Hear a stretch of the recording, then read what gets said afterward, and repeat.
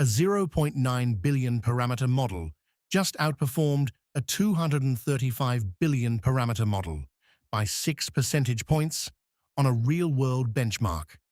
That's not noise. That's an arXiv paper from 2 weeks ago that broke the scaling law narrative. For 3 years, the industry ran on one model. More parameters equals more intelligence. GPT-4 beat GPT-3. Claude 3 Opus beat Claude 2. Llama 405B beat Llama 70B. Enterprises bought the biggest models. In the last 30 days, 2 data events cracked that foundation. On June 6th, Paddle published arXiv 2606.03264. Their 0.9B model scored 96.33% on OmniDocBench. Qwen 3 VL235B scored 89.78%. The gap on table recognition is 11.7 percentage points, a 261 times smaller model, winning by a landslide. The second data event is cost. DeepSeek V4 Flash achieves 79% on SWE-bench verified at 0.28 per million output tokens. GPT 5.5 costs 30 euros per million output tokens. That is 107 times more expensive for a 3-point benchmark difference. This is a trend, not a moment. The cost per coding performance curve has halved in 6 months.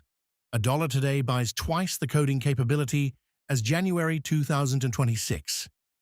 DeepSeek V4 Flash costs 36 times less per input token than GPT 5.5.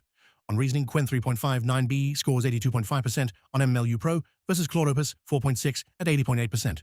On GPQA Diamond PhD Science, it is 81.7% versus 75.6%. Where it loses is complex multi-step agentic work 57.4% versus 79.1%. Here is the mechanism. General-purpose frontier models are trained to do many tasks adequately. Specialized models do one class of task exceptionally well. Paddle OCR VL 1.6 was tuned for document parsing. It does not write essays. That focus makes it unbeatable for its target task. The era of defaulting to the biggest model is over.